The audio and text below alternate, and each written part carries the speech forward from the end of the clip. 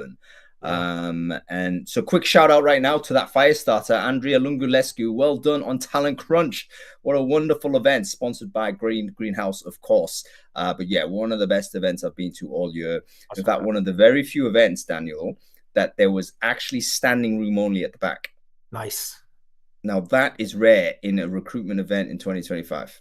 Packed house. Yeah, there's a lot going on. I mean, people are people want to see. And it's also more indication that, as much as we want to think of, hey, we're in an online world and it's just, the world is all a small place and everything's on the internet, like location matters, community, local events matter. I was just down in Australia at the ATC conference and having some lunches with customers and prospects. And it's like being in a place matters. And so, yeah, I agree with you. Yeah, that in-person conversation, there's stuff that is not recorded, that, the off-the-cuff stuff, that is where what I call collective intelligence, right? The intelligence within the community. You tap into that, you combine it with artificial intelligence, and hey, presto, you're the super worker. Okay, cool. Welcome everybody to Brainfood Live on Air, bringing it to you every Friday, no fail. This is being one of the really great mini series that I've been enjoying with Dan in 2025. It's a topic I think close to everyone's heart, but Greenhouse have been one of those companies that have really embraced the challenge of this topic. And I really appreciate you guys coming in and really lending voice to the things we need to talk about. This is an issue, we call it, I guess, job candidate fraud. How do we handle that? How do we protect the employer? But how do we also be fair to the candidates? We have this situation where we need to protect our organizations, of course, but we have to not forget that we need to include as many people at top of pipe, give everyone fair treatment, and to make sure everyone gets a fair shot at this opportunity. And so the topic of today is going to be diversity and inclusion in the era of emerging AI and cybersecurity threats. How do we balance between absolute inclusion on one hand and absolute security on the other? Because those things fundamentally might be in tension. How do we as vendors, as operators, as people in the industry get to a middle point where as many people as protected and given opportunity as possible?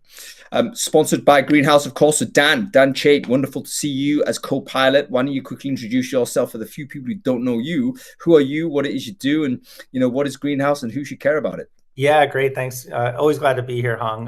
Daniel Chait, I'm the co-founder and CEO at Greenhouse. Greenhouse, a hiring platform used by thousands of companies all over the world to drive a fairer, more inclusive, a more structured hiring process. And whether you're a startup that just hired your first recruiter or a global firm with tens of thousands of employees, you know that competing and winning for talent and being great at hiring is a key driver of business success. Greenhouse is a great tool for you to take a look at. So look, this topic is one that's near and dear to my heart. I would say we started Greenhouse in 2012, so we've been at it almost 14 years.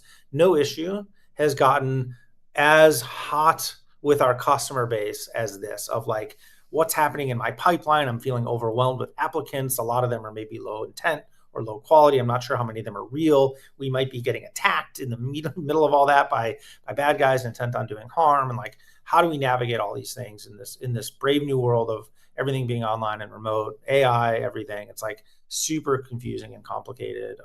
And so everyone's interested in it.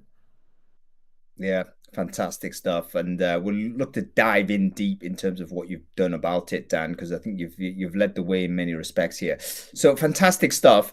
Let's talk about setting the scene just a little bit before we bring our guests on, Dan. The D&I angle.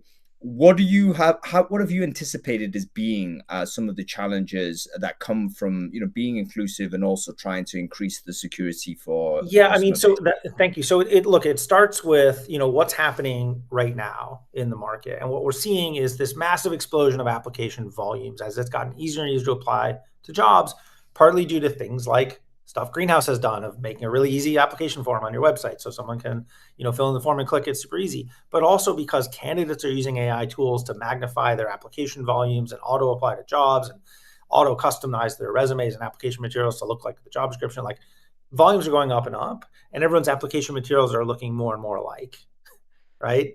So recruiters are turning around and saying, like, I don't know what to do. I just had this conversation with a customer this week. I open up a role, I get 1,000 or 1,500 applications in that same day. I shut the posting down. What do? I can't read 1,500 resumes. So they're using whatever they can to try to sift through that and find the small number of folks that they should actually like focus on and review and assess. And how do they do that? Well, what does everyone do these days? They turn to AI and they go like naively, okay, I'm going to have ChatGPT look at all these resumes. Well, there's your first problem because, as we talked about, these tools are going to do whatever these AI tools do. And there's a lot of concern about, are they going to do that fairly, or are they going to be biased? How are they even considering these materials? What is the algorithm going to produce? And there's regulatory concerns and risks in that. And then you get to these issues of like, who am I actually talking to? If I'm a job seeker, I'm worried, is the job posting even real? If I'm an employer, who's this applicant? Is it the right person? Is it this person they claim to be on the resume? And so customers are looking to figure out, how do they identify these people and not just filter and sort through them, but like once I get to an actual person, who is it? And do I have them show? I mean, I've had customers tell me, we're having applicants like bring their driver's license and hold it up to the camera. Well, okay, now you've got all kinds of issues of like, how are you looking at that ID, and where are you storing that PII? And, is that going to bias the process? And then if they're using automated tools, like with Greenhouse Real Talent, people want to know, okay, if we're going to use a system like Clear to verify your identity, is that going to be fair? Is that going to know who I am if my name is different on my driver's license, or if my skin color is a certain tone? And so there's all kinds of questions that come in that just weren't in the process, a few years ago, and have now all of a sudden really come to the front of mind. This is exactly the thing for the audience here, generally a recruiter audience. We weren't even thinking about this. 2-3 years ago, we weren't even thinking about it. The only like the niche group of people who are recruiting for security cleared people or individuals that have heightened security interests, you might have some inkling in this way. Yeah. But your normal recruiter recruiting for 95-99% of the roles, this was background checking stuff back in, you deal with that after the fact. No, now is totally different. Now we're asking candidates, I mean, just to center on this idea of, flashing the ID on screen for a second seems like a good idea, but it sounds like one of those DIY solutions that obviously unpicks sort of very quickly when you think about what about how you're protecting that person's privacy, where I'll tell you a story. The first time I heard about these issues was about 2 years ago. A friend of mine called me up. She's the CEO of a tech company, and knows me well, obviously knows I'm interested in hiring stuff. She's like, Dan, I got a story for you. You're not going to believe this. And she proceeds to tell me the story of this candidate they were interviewing for a technical job. And they gave him the first interview and he got all the questions right, but they kind of were like, it was a little bit of a weird interview. But being good, inclusive, hiring people, they said, hey, the fact that, his accent was really strong and, he sounded a little odd, like, we're going to ignore that. We're just going to grade him on the answers to the test. He passed the test, move him along to the next step. Same thing happens to the next step, and they get more suspicious, but he keeps passing the test. It's not until the final stage when they're like, okay, we're about to hire this person. Like, we've got real suspicions and we can't ignore anymore. And they literally had him say, like, okay, open your laptop on camera and show me out the window to prove that you're actually in Chicago where you claim to be, and not in North Korea where we pretty much know you are at this point.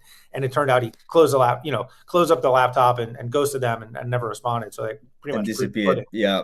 And I think the interesting, aspect of that is, here you have a presumably attacker exploiting the very thing that we would hope a great HR recruiting team would be doing, which is, focus on the person's answers to the questions and not say things like, well, he was from Asia and had a strong accent, let's be suspicious. Like, that's bad. We've been 20 years telling people not to do those things, and now all of a sudden, attackers are kind of exploiting those dynamics to try to get one over on you, and it's scary. And so, the answer can't be, yeah, let's look more suspiciously at people with accents or from certain parts of the world. But what do you do? This is it, like ethnic profiling, racial profiling. There's such a risk of this coming in. And so this is why we're bringing this conversation to the table, because we want to get to a point where, we can get to a best case. So yeah, let's bring on some of our guests here and help us have this conversation. But really interesting story, great anecdote. I've got another one to share with you, Dan. I'll share with the audience as well. There was one scenario where a customer, not a customer because I don't do customers anymore, but basically a contact of mine, they knew this person was highly suspicious based on their kind of impossible background. They work for OpenAI apparently. Before that, they worked for Google DeepMind apparently. Before that, it was Meta Labs or whatever. It was like, okay, this is totally impossible. And right, that's they a were small good. world. Like probably everyone who's done that. Yeah, Correct. Absolutely correct. And didn't have, but was passing through the test. They had an anonymized CV and application process. So that was their policy. We can't, I'd use identifying sort of thing. Again, trying Therefore, to be inclusive. Yeah. Trying to be inclusive, and they had to just flow this guy through, similar to your story, Dan, towards the very end, where it was actually getting to face, and thought, okay, we actually have to do the face, even though we definitely can't go there. And it was like, okay, what a waste of time this was, all the way through. And at the same time, that costs opportunity for a genuine candidate that otherwise has been blocked out by this individual. So lots of things we need to go ahead and do. All right. So okay. You and I are finding all these problems. Well, we happen to have two world-class experts here with us to help us weed through stuff. Let's bring these guys back on. So Kyle Barry, I've just invited you. I think we've got to invite Torrin Ellis as well. Let's do that. Invite to main stage. Oh, someone's raised their hand. Oh, Kyle's here. There's Kyle. Wonderful. Torrance coming on shortly. Kyle, great to see you, sir. Why don't you quickly introduce yourself? Who are you? What it is you do? Hey, everyone. I'm Kyle Barry. I'm the Chief Information Security Officer at Clear, the secure identity company. So basically, we work on providing a platform for people to, verify identities and see how real, hopefully, someone is. Yeah, fantastic stuff. I'm just going to share Kyle's link into the chat stream there, so make sure you connect with Kyle. We have Torrin Ellis here as well, the legend that is. Torrin, why don't you quickly introduce yourself? Who are you? What it is you do? So let me see. Can you hear me all right?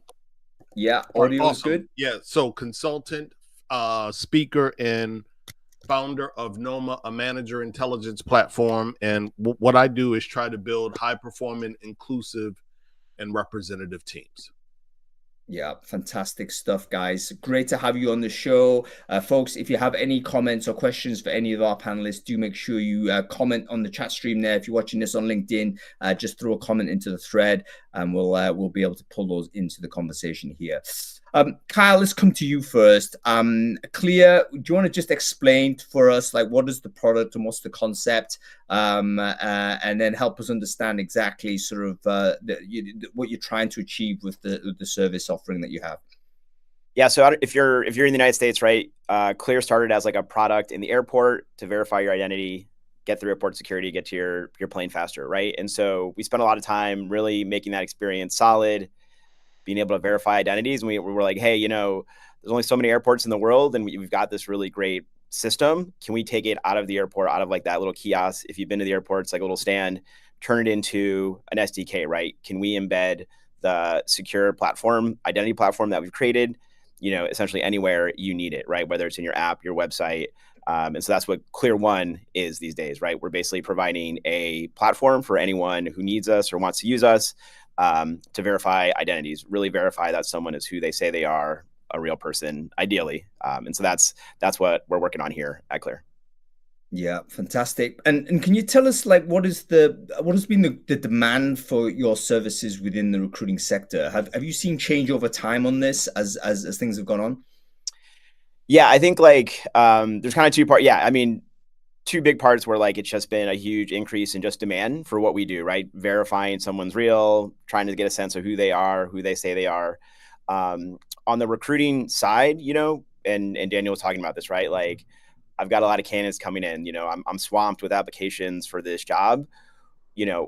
Are these all real people? Are some of them spam? Are some of them like, real people, but like malicious people? I want to have some signal on like who I should focus on first, at least to make sure I'm focusing probably on like the most real candidates. And, I'm not like getting sucked in like a weird security hole or anything on the side. And then the second part, basically post recruiting, right? So I've hired someone, I brought them into my workforce, things change, right? Like, there's people now, you hire one person and a different person shows up. How can I make sure that like the same people I've interviewed and I trust and I like feel confident should be working for me are the people that are still showing up, day after day, 3 months in, 6 months in. And so kind of like the, post recruiting, we're big in like basically, hey, can I verify people in my workforce, and just making sure they're still the people they say they are, and that I have that trust of my employees. Yeah, thank you. Thank you very much, Kyle. And Bob, you're quite right. We're going to get to that because I think Dan mentioned it earlier. Like recruitment software over the last 10 years, 15 years is all about being reducing friction to apply. But yeah, we now like throwing more friction in. I mean, is that sort of one of the pathways that we're going down? Torrin Ellis, what are the legitimate concerns people have from a diversity and inclusion perspective when it comes down to this increase of a security assessment? This is very prominent actually in the UK, where I think we've recently rolled out like photo ID checks for voting, for instance. And then everyone's realizing, hey, actually a lot of people don't have photo ID in the UK. Because if they don't have a passport and they don't drive, quite likely they don't. And who are those people? They tend to be in populations that are economically sort of struggling, or they're in different parts of society, and yet suddenly they've now got a friction to exercise their vote. And there's a lot of legitimate concern about, hey, we're not being fair to the people who struggle the most. Can you describe for us, Torrin, what are the legitimate concerns that might happen when it comes down to employers starting to increase the requirement for ID and stuff like this in the process? Yeah, so Dan touched on a few of them, and good morning, good afternoon, gentlemen, and to those that are in the audience. Dan touched on a few in terms of, name maybe not matching because an individual perhaps have gotten married and maybe even been separated or divorced or gone through some other life transition. So that name, that sexual identification, some of those other issues may certainly be there. I want to raise another issue. One of the other issues that I think is extremely important is that we're not necessarily worried about the nefarious actors, because, let me say that differently. It's not that we're not worried about the nefarious actors. They have a increased or heightened ability of finding ways to get around the system. What I'm more concerned about is the average individual like myself. As I walk through these application processes, I'm not using any enhanced technology. I'm simply following the rules and doing what necessarily needs to be done. And yet I'm getting caught up in the snare because I'm not able to use some of this enhanced technology and solutions and application. And so that's an absolute concern. Just the average common applicant that's doing the right thing being caught up in the snare, and as Kyle mentioned and Dan mentioned, missing an opportunity, if you will. And then the third thing that I feel is extremely important, and I don't want to make this a political conversation, but we can't ignore policy. And so here in the US, we actually have a president who passed Executive Order 14319, and it specifically talks about diversity, equity, and inclusion being an ideological barrier, and an ideological barrier that they don't want considered in AI applications and technologies. And so my fear is that we will have individual founders and organizations that are developing solutions that are going to lean towards the language in that executive order and some of the other executive orders, and then develop solutions that ignore or discount particular communities, if you will. And so that's something that I think is extremely important in our consideration.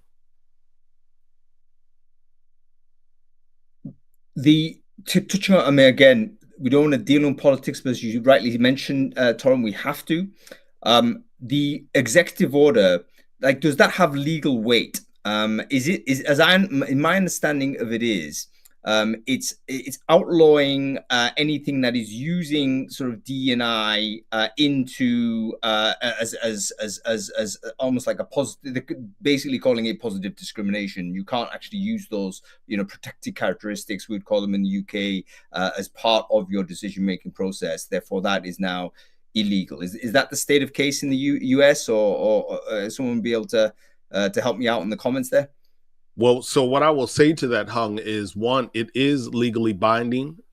And what we have seen already this year is we've seen a number of groups capitulate to the administration. We've seen white glove legal firms, law firms capitulate. We've seen academic institutions sign loyalty pledges. We've seen the AI ethics plan, again, from this administration, which is telling the National Institute of Science and Technology to change their framework around how they consider diversity, equity, inclusion, and belonging. And so much so, Hung and others, is to remove the language of DEI from the framework. And so when you think about building and designing technological solutions, again, it may not impact the current state of a greenhouse because Daniel is here, but it could influence an iteration of how greenhouse shows up if greenhouse is doing a significant or sizable portion of business with the federal government. If greenhouse decides that they wanted to vie for contracts and relationship with the federal government, they have people on their team that'll be exploring how greenhouse's solution is situated, what language it includes, and may very, very much so say, well, no, you can't go after this RFP, or we're going to remove you from a particular contractual relationship because you have considered diversity, equity, inclusion, protected classes, and others in the way that your solution works. So it is absolutely a problem. And yes, it is legal. I think that's right. And just to build on what Torrin is saying, certainly, everyone is in America and every company is thinking about these pressures and these questions, like what is okay and what used to be, you could say, required is now being forbidden. And by the way, that's different all over the world. And so, there's a lot to navigate there, and it does create real issues. We wrote a blog post back in February explaining what we mean when we talk about great hiring and how the ideas that have been embedded in Greenhouse since the beginning of objective, structured hiring is both more inclusive, is both fairer to everyone, and necessarily, and by design, the point of that being to be fair, to be objective, to be focused on the requirements of the job and nothing more. It's not an ideological project. It wasn't an ideological project in 2020 when everybody decided that they were going to say, all these wonderful things, whether they believe them or not. And it's not an ideological project in 2025 when the winds have blown kind of the other way. I think what my advice would be to an employer, regardless of the political climate, is the following. Is most important for you to be able to hire the best person no matter what. And often those people are folks that may not think they should apply to a job at your company, or that your employees may unfairly or inaccurately judge to not be worthy of the role. And your job is to help your team overcome those biases and those problems and give everyone a fair shot to give you a better chance of making great hires. And if you think about it as primarily a strategy for great hiring, as a company, that's important to you no matter what. Now, it's not easy. And I think part of what we're here to talk about today is like, okay, what are those barriers? And we can argue all till we're blue in the face about the acronym DE&I, but the end of the day is, there's always barriers and problems to being smart about hiring. In today's world of AI and online hiring and deep fakes and all these things, it's getting even harder. So how are we addressing those topics? I think that's where the tricky part comes in. Let's drill down on one of those things straight away. I want to talk about photo ID, because I think that is also one of those areas that it's not evenly distributed across any population that has photo ID. I remember this in the Know Your Customer kind of era in banking. It was like, I've got a passport, but there's just a bunch of people that don't. Does that mean they're no longer bankable? So what are the population groups in the US per se that basically lack a photo ID? I mean, is it a particular group of people? Do men more have this more than women, for instance? Is there an age demographic we need to think about? Is there ethnic sort of variance in terms of possession of these documents? Kyle, why don't we bring you in on this? How have you guys thought about this? Because obviously, I think everyone wants to include all of the population as relevant, but we may simply have variance in possession of these identification documents. Yeah, that's a really good point. I mean, I think where we are today, right, is like your actual like physical document. It really is like a point in time of that person, right? Photo or not photo, right? It's like I applied, probably went through a process, I got this ID. Just having that physical piece of paper, sometimes, again, there's not even a picture on it. Like that doesn't necessarily say or match who I am today, right? And so when I think about what identity is, like the clear one, what we try to do is, right, like my ID is one part of it. Me getting on a camera and at least saying, hey, I'm a person in the world. Hopefully, it's not a deep fake. I'm a real person, right? My phone number, connects probably to maybe an address somewhere in a database, right? It matches my name, right? So I'm a collection of all these different pieces of information about me. And to me, that really what makes a more stable and like real establishment of who I am.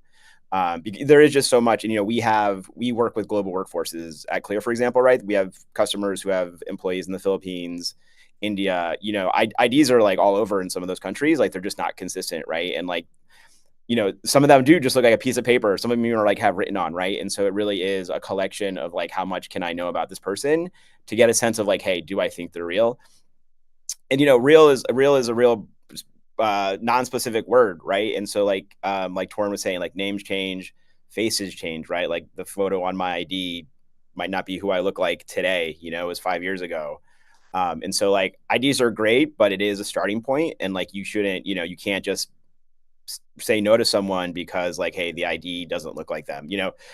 Someone might show up with like their picture cut on an ID and stuff. Yeah, you want to block those. And like, clear one, for example, that's what we look for. Like, you're not going to get through, we want to look for that. But like, hey, if the ID looks pretty real, maybe it doesn't match my face, what else can we figure out about this person to see like, hey, we probably feel like they're a good person or probably a real person at the end of the day. Okay, so getting to the technical side of it, Kyle, basically one of the first filters of your software is to identify whether it's been an altered document or whether it's a document that is in somehow potentially not what it is.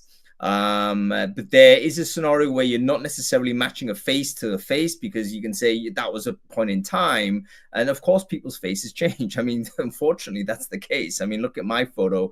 That is legit a deep fake. If you look at my LinkedIn right now, that was 13 years or so ago. That's not how I look like today. Yeah. So we don't have the technology as of yet to dynamically change and update people's IDs online. How do you go ahead and do that? So let's say you've established that, yes, this is not an altered document. What's the next stage in the flow on that, Kyle?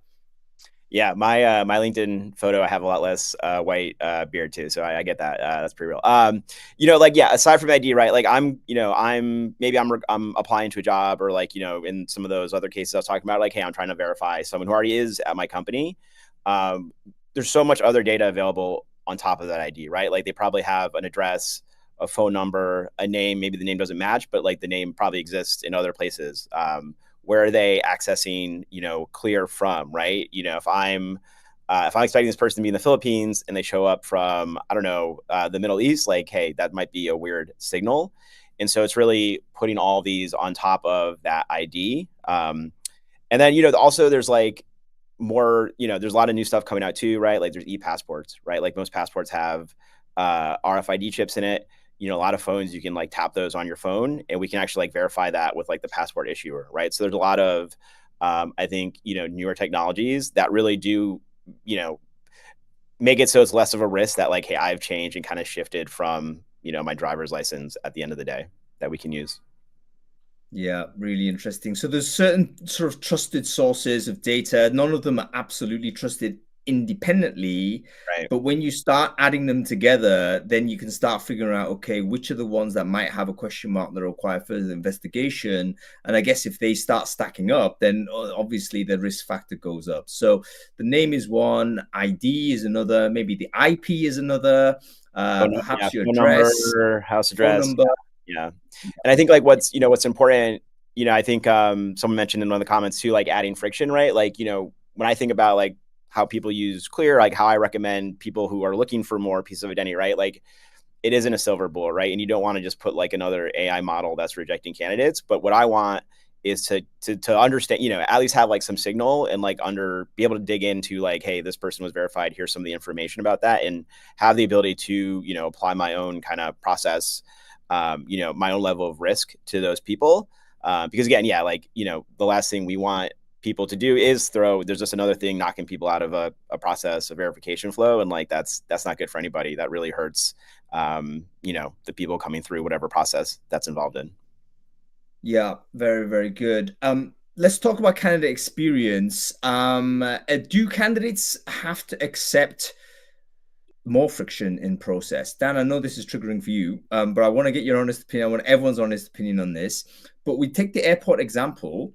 There was once upon a time, I believe you could actually board a plane without a passport. There was once upon a time, there was no ID checks and you could just walk on and do it. But today, everyone would accept that would be insane to allow people to go on a plane without a passport check. So we've kind of accepted that friction. Are we at the point now with the rise of these deep fakes that actually we as candidates also have to accept, it's going to be requiring just a little bit more because everyone is safer by doing this? Let's have everyone commentate on this. What are everyone's thoughts? Open sort of question to people who want to contribute to this one. Yeah, Dan, if you don't mind, let me jump in really quickly. I'll be brief. Hung, I want to go back to your original question to Kyle. And when you asked, are there any communities or groups that don't necessarily have ID? And as I thought about that, I don't believe that there are. If there is one, it might be either in the disability community or of a particular age, when you've stopped driving and doing certain things around your particular locale, you might sort of find yourself without having state issued ID. Those might be the only communities that I can think about here in the U.S. Certainly, I'm open to other comments in the audience, if you will. But to your point around the friction being a part of the process, I believe that we are there. What I'm hoping is that organizations use a high degree of discretion in the sense of where they apply the friction and how much of that friction is applied. So, for instance, global entry, there are people who hesitate on the biometric application. They don't want their eyes to be scanned. They don't necessarily want their fingerprint, if you will, to be used to enter into and out of a particular country. And so there are alternative methods for those individuals to transition between borders, if you will. And I believe the same thing needs to apply as we are deploying these technologies. If there are people that find themselves absent of identification, then how are we as humans providing them with alternative methods to still be able to verify their identity? And again, this is going to be in that larger audience that I mentioned in the beginning. It's not the individuals that are applying the AI solutions and other technologies. It's just the average individual. That average individual who, may show up at a job interview and their license is expired. They didn't necessarily know their license was expired. How do we get that individual? It might be that college student who hasn't started driving or has a reservation around driving, and all they have is their academic institution ID. What are we doing to make sure that we can keep people in the process legitimately and not nefariously or erroneously excluding them from the process? But my response is we're at that point where the friction needs to be receptive. But I think we owe it to candidates and others why this friction is involved in the process. And as long as we can communicate the why behind it, I believe people will be a bit more receptive. Yeah, go ahead. Sorry to me to jump on, but first of all, I'm always going to say yes and enthusiasm whenever Torrin speaks. So just to be clear, but look, since we've gotten involved in this topic really deeply, we've heard concerns about identity verification and IDs and driver's license and passports and these things from all corners. It's not an issue that just applies to one type of person. You can, just think about this conversation. We have people who are deeply invested in diversity, equity, and inclusion, who are thinking about how are these technologies going to affect underrepresented people, transgender people, immigrants, people with darker skin tones, like all kinds of questions. And people in the security community who are saying things like you just said, Hung, I don't want my retina scanned. I don't want my fingerprints on file. I don't want my ID on camera. Like, those may not be the same groups of people, but they all have questions. And so I would say both. There are, opportunities for us to make these processes simpler, to explain them better, to be more transparent about how they work and when they're used, absolutely, to help address some of those questions, and a requirement on the part of employers using these technologies to provide an alternate pathway. Because there are just going to be a meaningful percentage of people, just like at the airport, who for whatever reason don't want to do these things. And there's people at my local corner who pay cash at the bodega, because they don't want their, credit card on file. And like, that's just part of society these days. There's people who pay cash because they don't have a credit card or they can't get access to one. And there's people who want to opt out of the system. So I just think anyone dealing with kind of the general public needs to realize that, like, you shouldn't make too many assumptions about why someone may opt out or not participate in an ID process, even as it may be something that makes the process sort of smoother for kind of the 80% of people who don't feel that way. You got to recognize that there's a large percentage of people who do feel that way or who aren't able to do those things. And so what's the alternate path? Is it, hey, let's get on the phone and talk about, things, or come on for an in-person meeting before we hire you? There's always another way to do it and to accommodate those individuals. And so, I think it's important to listen to those concerns and to think about them, both so that you can make the experience better for everyone, and so that you can figure out what else is needed in order to get, everyone through the process, in a way that works for them. Just a quick, sorry, just to interrupt Kyle, a quick double click on those two things. We're starting to surface up some really important points, which I want people to basically make note of. Number one, the provision of alternative sort of ways to do it. So if you've got a unified, okay, here's the single door to go through, guess what? You're going to inherently be non-including people unfairly. Because there may be legitimate reasons that people kind of go through. Even just looking at the chat, I actually can't believe what Dan just put in there. That your parents don't have fingerprints. I mean, we might have to segue a little bit and talk about that. Like, I didn't realize that was possible. Is that genetically the case? I mean, was that? I mean, it's a big world out there, man. Like, you can't believe the variety of humanity. But yeah, it's true. Yeah, that somewhere in their 70s, their fingerprints faded away and they don't have them.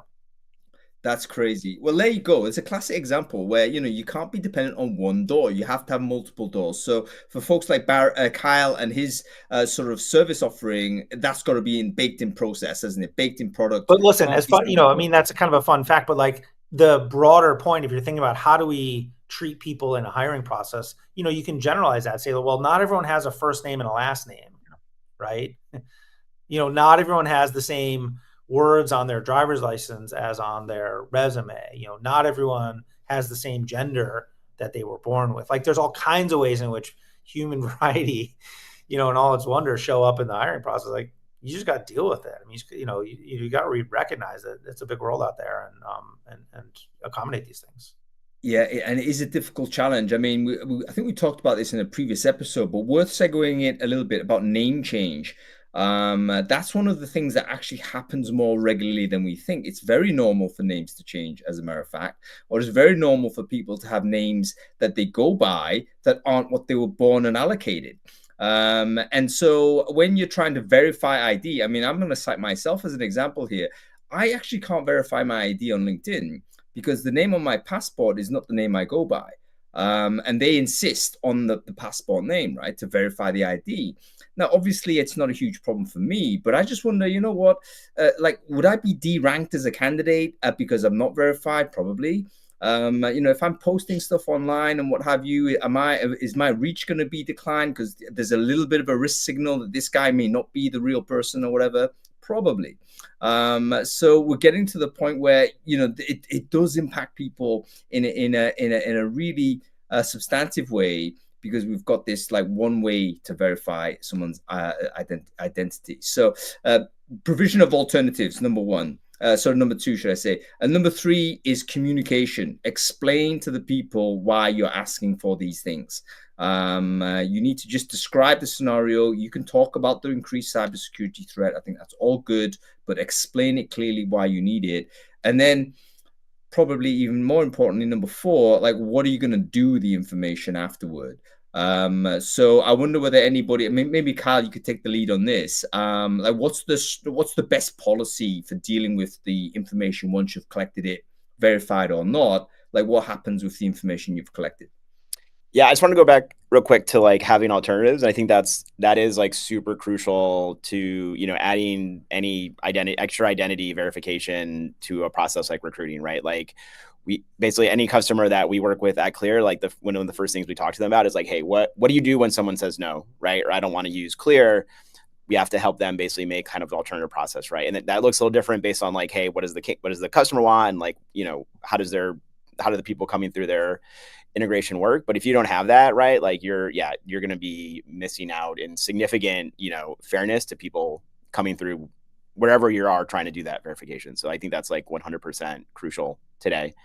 And then from like a data perspective, yeah, I mean, I think it's, you know, it's funny too, because like we actually see a lot of difference in our customers on what they want to do with that data, right? And so, you know, sometimes it's, you know, and I think it kind of depends on like your level of, you know, I guess, trust in your own security systems and maybe the level of like information you want around your workforce or your candidates. You know, we have customers who use Clear, for example. They like call to our API, they get like some of the signals that we found for them. They like look at it at like that point in time, they throw it away, right? They're like, hey, I just wanted to know like what happened there. And maybe they'll just be like a true false on their side. You know, they don't want to be in the business of like having all that data, and, you know, both from like a data security risk, but also from like, hey, maybe someone at the company might use it, you know, to go against like maybe some equity and inclusion principles, right? Maybe they're like trying to, I don't know, run some weird data analysis on it, right? And you just don't want that. You know, at the end of the day, we do have customers too who want to like save some of that data, you know, and like they kind of maybe want to see, is there differences in maybe some of the roles and just like the types of candidates? You know, maybe there is like a role that's like is a target for maybe just like more fake or synthetic candidates. And customers want to see that. So, you know, I honestly, like, maybe the bad answer is like, there's not a good answer, but I think it really kind of comes up to you as a company. You know, where do I want to go? I think there is some benefit in like, both, right? Because if I throw it away, you know, if something does go wrong for a candidate, right, it is hard to like say, oh, hey, this, you know, this system made a mistake. I can't go back and be like, oh yeah, we messed up on, you know, verifying you through the recruiting process. And that's really tough, right? And if you do save it, right, you have that kind of fallback. You know, maybe someone reached out and like they got rejected, and they found another way to talk to you. You can like go back and be like, hey, you know, we made a mistake here, and that's also really powerful to have that ability with those tools. Yeah, really, really good. Where should we put the ID verification in the recruiting process? Previously, this was right at the back end, right? This is post offer. Yes, we'll go and check it around. We'll call around a few people. Maybe we'll do basic understanding what it is. But that would be where it is. I think it needs to move up the front end, but does it deploy right at the front? Or is it midway? Like, when is the best time to put it in? And do we, you know, any thoughts on this? Do we subject all job applicants to it, or is it like second interview? Like, or when do we put in this thing optimally? Would you say? Let's go around. I want everyone to give a thought on this. Dan, let's go with you first. Do you have a strong opinion? It's okay not to have an opinion on this one, by the way. Yeah, I mean, I think, you know, in talking to customers, they're very different in how they, you know, I mean, we deal with thousands of companies. And so some of them are persistently subject to constant attack by North Korean, you know, state actors. And they have a highly regulated environment where any, you know, leak in that firewall is a real problem for them. And so, you know, for them, they really need to know, is the person I'm interviewing the same person who applied? Is the person who I'm, you know, screening later on the same person that did the last interview? Is the person I'm sending an offer to the same person that I interviewed all throughout? And so they're doing often multiple ID checks throughout the process for many of these type of jobs. By the same token, even within that same company, you know, they may say, hey, this is the process for, you know, our security hires, our remote IT worker hires. But if I'm hiring, you know, a marketing, you know, manager, maybe it's less important. And all I need to do is, at one point along the way, do a check so that I'm sure that I'm talking to the person that I thought I've been, all along. So it does vary depending on kind of your risk tolerance or your risk profile, just because some companies and even some jobs are much more sensitive or subject to these type of problems. Yeah, so maybe per company, and it may even be per job within that company, right? Like there's obviously different levels of security requirement in different jobs. We all kind of intuitively understand And that. CFO, you've got to have to know. Other customers I've talked to have said, we're actually fully in person. All of our interviews happen in person. All of our work happens in person. We don't have this problem. We don't want to do any of this. We want people to apply on our website, and we're going to bring them in person to meet. If they're not the person that they said they were, we'll find out when they show up at the door. So again, like there's a wide spectrum here. I don't want to, in my experience, not a one size fits all. I agree 1000%. And, diversity and inclusion has always been around the business methodology. It's always been around the relevancy of data as well as opportunity costs.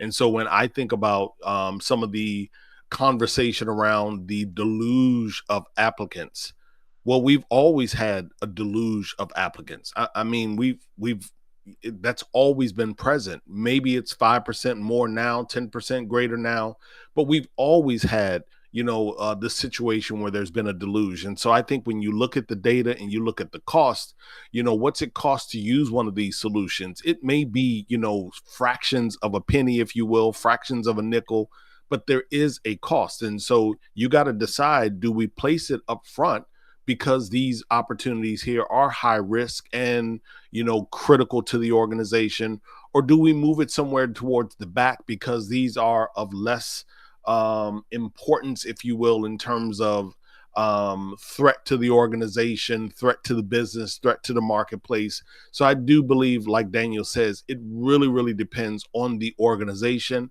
as well as the specific opportunity.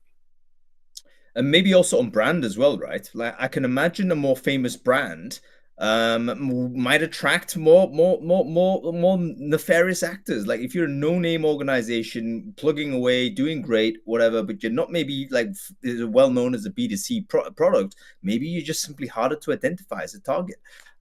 So yeah, increasingly it looks like you've got to just think about where you're at as a business and what each of your roles, what the risk profile is, and then think about whether you need to apply the tooling and where. Kyle, got to ask you, as the security expert, and you got to balance the experience, the cost, and the security. Where would you place ideally the ID verification aspect? Yeah, I mean, Daniel and Torn are right. It's a blend of the company I'm at, the sensitivity of the job, what is it going to do? What's going to have access to? Am I remote? Am I in person? So I don't know if I can say it better than they did. I think the one thing I would add is post hiring, right? When they show up for the job, most companies, like the people that are doing the hiring, aren't always connected to the people who deal with employees after the hiring process, right? And that's where there's a lot of potential for, again, someone who shows up now after the hiring is a different person, right?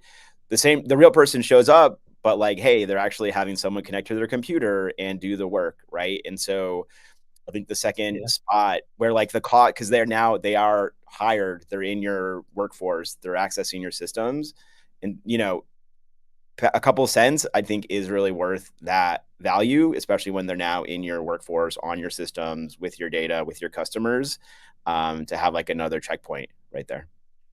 Yeah. And by the way, we talk about sort of, foreign state actors and so on. But there's also like commercial reasons to do some of this stuff. I mean, in our industry, wasn't there a very recent case where there was a commercial espionage scenario where, one guy was like converted into some sort of spy for a competitor or something, and they were like pulling out sort of. I didn't want to mention names, but there was a kind of a very famous case, I think, still ongoing. And it was a crazy story. I mean, that tells you what it means. There's a lot of money at stake. So when that is there, then incentives are obviously going to be pulled one way or the other. Dan, I think you wanted to say something? No? No, I was just nodding and okay. No worries. Like, no worries. Everywhere you look, like, oh, right, we forgot. Like after you hire the person, they still might not be the same person. So you have to, and it's just like, that again, that just didn't used to be a thing. But now we've all heard stories of people doing these, job stacking. There was that guy in Silicon Valley who had taken 39 jobs and was, farming them out to other people to do the actual work. Like, it's hard to know where you're sort of, you can take for granted things that you used to just assume. There is a few things that are emerging though, aren't they? So number one, I think remote does increase the risk scenario significantly. Definitely. So I think all of us are pro remote for lots of good reasons, but we have to accept that when someone is including the DE&I, right? A huge aspect of, and this is one of the big challenges of our situation, is that remote is much better for people that are primary caregivers, for instance. It's much better for people that don't have a vehicle to get to the work and all this type of stuff. Pro remote is generally a default position. However, it does increase the risk scenario, and that's where you need to have some mitigation factors. Number two, the vulnerability of the company and the per job, that's all very specific. So you've got to have that analysis internally to see where you're getting that stuff coming at you. Software company that's remote, that's operating in a high profile or highly sensitive sort of area, clearly that has a different sort of risk profile to someone who's selling bagels on a stand somewhere. Those things have got to be very clear on. And when you are implementing these solutions, you've got to also be very clear that, number one, communicate why you're doing it. Number two, provide alternative avenues of access for people who can't go your primary route. And number three, don't rely on a single bit of information as the determining factor. You've got to triangulate with as much information as possible. I guess the fourth point I want to just mention is that people can DIY it, probably already are DIYing it, but this is where you're going to run into all kinds of crazy problems that's going to cause you probably some legal risk going down the track.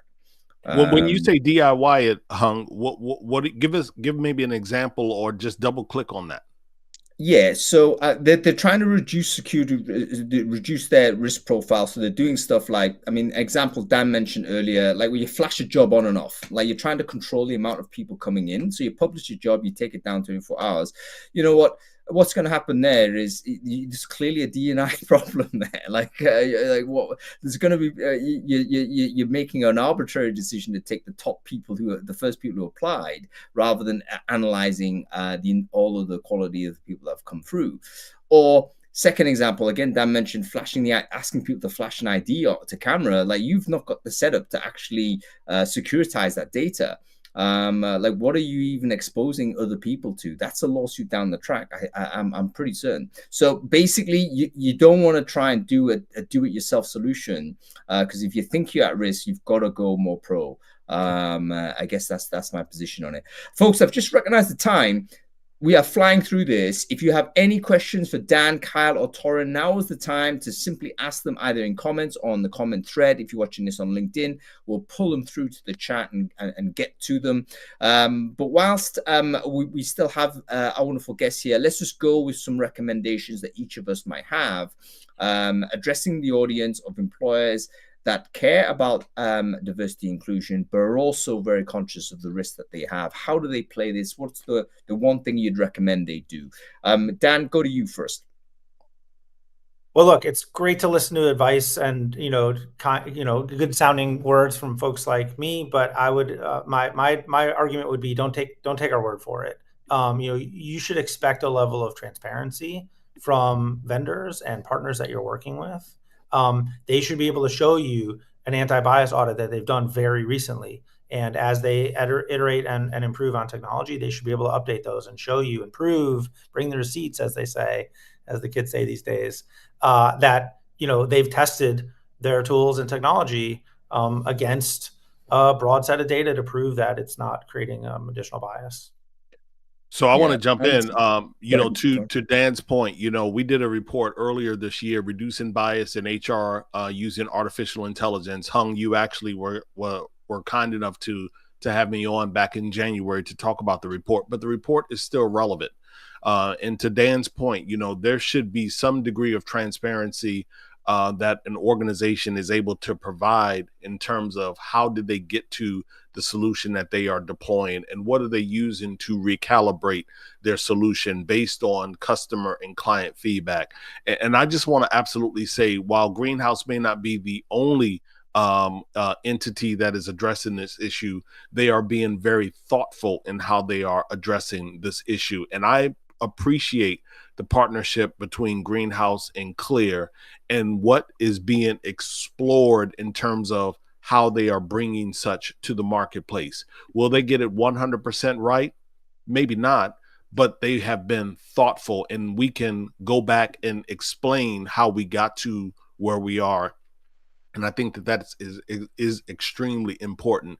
I just feel like, when we look at some of these solutions, Hung, to your point of DIYing it, when you are just sitting in a coffee shop, scratching something down on the back of a napkin and bringing it to life just because you have the technical acumen and aptitude, that's not necessarily the best way for us to approach a solution like this. So I appreciate the thoughtfulness that Greenhouse and Clear are placing into the solution that will soon be introduced to the market. Yeah, really, really good, Torrin. And just to underline this, Dan, you can correct me if I'm wrong, but I do believe that part of the kind of advisory committee that you have on security in the Greenhouse product actually includes DE&I kind of professionals, right? So you're combining diversity and inclusion professionals along with cybersecurity professionals in the same team, in the same room, in the same communication channel in order to build this product. Yeah, and it may be a unique body in the world of experts being brought together, but yeah, it's been really helpful to have that conversation with experts who spend their day thinking about candidate experience, thinking about inclusive hiring, thinking about security, because those are all areas where often there's intuitive, obvious seeming ways of doing things that are wrong, right? For every sufficiently complicated problem, there's an answer that's simple, obvious, and wrong. And I think a lot of these type of things with preventing fraud and securing your hiring fall into that category. So yeah, we're super grateful to have this advisory board and just approaching it with humility that you need those expert voices if you're gonna get it right. And to Torrin's point, we may not get it 100% right. We're processing tens of millions of job applications every month.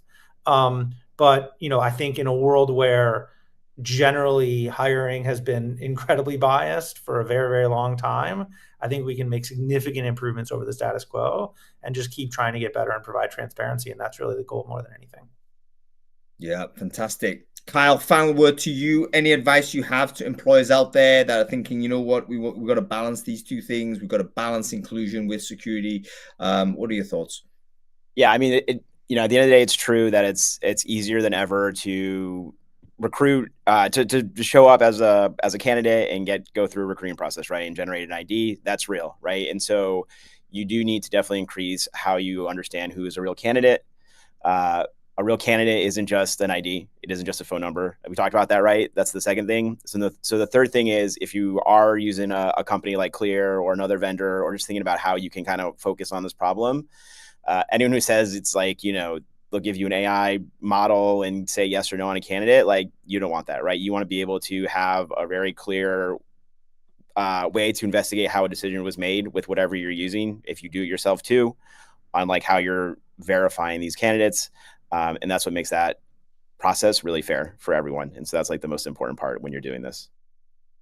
Yeah, fantastic stuff. Learned a lot. Thank you so much, everybody. This has been a really educational session. In 1 hour, I think I've massively increased sort of my awareness on both angles of this super important topic. So thank you very much for your contributions, guys. I'm going to let you go. So Dan Chait, thank you so much for joining us and being co-pilot on this series. It's been wonderful sharing the seats with you. Torrin Ellis, wonderful to see you, sir. And banging haircut, I might say publicly now. Love it, my friend. And Kyle Barry, great to have have your contribution. Really, really interesting to see from that CISO point of view. Okay, folks, that's about it. I hope everyone's enjoyed the show. We'll be back next week as ever. So if you enjoyed this conversation, make sure you follow the channel. If you're watching this on LinkedIn, follow my page on there. We go live every week and have conversations of this type. That's a bit about it. Thanks for watching, everyone. Have a good weekend. Thank you. Peace.